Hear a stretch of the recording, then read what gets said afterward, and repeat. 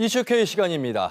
최근 지방의원들의 일탈과 물의 등이 잇따르면서 자정 노력이 뒤따라야 한다는 지적들이 끊이질 않고 있습니다. 왜 이런 일이 반복되는 것인지요? 그리고 지방의원들의 일탈을 제어할 해법은 무엇인지 전북 시민사회단체 연대회의 이상민 운영위원장 모시고 말씀 들어보도록 하겠습니다. 위원장님 어서 오십시오. 예, 안녕하세요. 사실 최근이라고 하는 이 일탈이 아니고 기초의회, 광역의회가 시작한 30여 년 동안 상당히 많이 있어 왔습니다. 그런데 최근에 더욱더 불거지는데 청탁, 수십억 원대 청탁을 한 의혹, 또 성폭행, 성적 비하 발언, 공무원 갑질, 막말 발언 한두 가지가 아닙니다. 왜 이런 일들이 이렇게 일어나고 있는 것일까요? 지금 말씀 주신 대로 보통 이제 공직자들의 일탈 행위, 그러니까 부정부패와 비리 행위에 대한 유형에 대해서 말씀을 좀 해주셨는데 예. 이제 그런 부분들은 사실 그런 일탈 행위에 대한 어떤 정치적 책임, 사법적 책임 이런 부분들이 제대로 물어지지 않기 때문에 이런 일이 반복되는 걸로 보는 게 맞을 것 같고요. 예. 말씀 주신 대로 뭔가 30억짜리 사업을 청탁하고 뭔가 이 권한을 가지고 압박한다든지 그리고 특히나 좀 도저히 저는 이제 상상도 안 되는 동료 의원을 폭행하는 일이 있거나 예. 그리고 뭔가 공무원을 대상으로 하는 막말이나 성희롱 이런 일들이 비일비재하게 있고요. 그리고 불과 몇 년 전만 가더라도 뭔가 사생활 문제, 뭐 불륜, 뭐 어쨌든 동료 의원에 대한 성폭행 예. 뭐 이런 부분들 정말 이야기할 수 없을 정도로 많이 일어나고 있다. 이제 이런 일이 발생했을 때 어떤 문제가 있냐면 특히 이제 지방의회에 대한 주민들, 시민들의 신뢰가 약해지지 않겠습니까? 그렇죠. 그러면 의회 스스로가 뭔가 이 정치적, 도덕적 권위가 상실이 됩니다. 그랬을 때 의회가 집행부에 대한 견제와 통제를 해야 되는데 과연 그런 것들이 제대로 작동할 수 있겠느냐라고 하는 거고요. 예. 특히나 어떤 주민들이 갖는 어떤 자존감의 상실이라고 하는 건 정말 크다라고 생각을 합니다. 특히나 군산시 같은 경우는 2024년도에 의회도 그렇고 시도 그렇고 청렴도 평가에서 최하 등급인 5등급을 받았습니다. 예. 이런 부분들이 저는 이제 지각적으로 표현되고 있다라고 생각을 합니다. 예. 참 군산시 의원, 동료 의원 간의 폭행 청년 얼마 전이었죠. 네. 예. 자, 그런데요. 위원장이 굉장히 중요한 말씀하셨어요. 이게 책임을 묻지 않기 때문에. 그러니까 제 식구 감싸기예요. 이 왜 제 식구 감싸기를 이렇게 하느냐. 그 동료 의원을 감싸는 것이 의회를 살리는 것이 아니고 그 의회에 무용론까지 나온다는 말씀을 하셨는데 아울러서 하나는 광역의회인 도의회도 40명 중에 37명이 민주당이거든요. 그러니까 민주당 일색이라고 하는 점도 하나의 지적을 좀 받고 있는 것 같아요. 그러니까 이제 그 동료라고 하는 건 예. 나도 그런 위치에 갈 수 있다. 아. 그랬을 때 동료들이 나를 지켜줄 거다라고 하는 이상한 동료 의식이 발휘가 되는 거고요. 예. 그렇다고 한다면 지방 의원들의 일탈 행위가 있었을 때 여기에 대한 정치적 책임을 물을 수 있는 구조가 자 본인 스스로 높은 어떤 도덕적인 자질이나 이런 부분들을 가지고 예. 자진 사퇴를 하거나 정치적 책임을 지는 모습을 보여야 하는데 이제 그렇지 않다는 거고요. 예. 두 번째는 의회 차원에서 징계를 제대로 해야 되는데 앞에서 말씀드렸듯이 삐뚤어진 어떤 동료 의식으로 해서 동료 의원을 감싸기를 하고 있습니다. 그렇다면 이제 지방의회도 자정을 할 수 없다는 거고요. 그렇다고 한다면 이 의원들을 공천한 정당이 여기에 대한 정치적 책임을 물어야 되는 거거든요.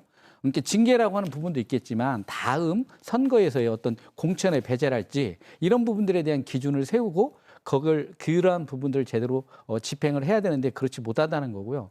마지막으로는 저는 유권자에게도 이 부분에 대해서는 그런 일탈 행위란 의원을 다시 선출해주는 그런 일이 없도록 뭔가 유권자의 심판이라고 하는 부분들이 있어야 되는데 예. 이런 부분들이 작동되기 위해서는 언론이나 시민단체에서 이러한 부분들을 제대로 잘 문제화하고 공론화시켜서 유권자에게 충분한 정보를 제공하는 이런 과정들이 같이 있어야 되지 않겠냐 생각을 하고 있습니다. 예. 의원들 일탈 있을 때마다 방송에서 뉴스에서 하는 고정적인 단골 단어가 솜방망이 처벌. 방망이를 좀 강한 걸로 바꿔야 되는데 그걸 자체 내부에서 하려고 하는 의지가 지금 없는 것 같고 지금 군산시 의회는 그래서 징계 기준을 좀 강화하겠다고 밝혔고 전북자치도의회도 지금 민간위원으로 구성된 유리심사자문위원회를 열었습니다. 조금 노력하고 있는 것 같은데 이게 신용으로 끝나서는 안 될 텐데 말이죠.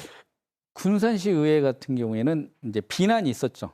그러니까 그런 동료 의원 폭행이랄지 이런 문제가 있었는데 가장 낮은 징계인 뭐 공개 사과 이런 걸 하니까 그러면 예. 우리가 징계 기준을 강화하는 뭐 윤리강령을 개정하겠다라고 얘기를 했고 입법 예고도 했는데 2월 7일입니다.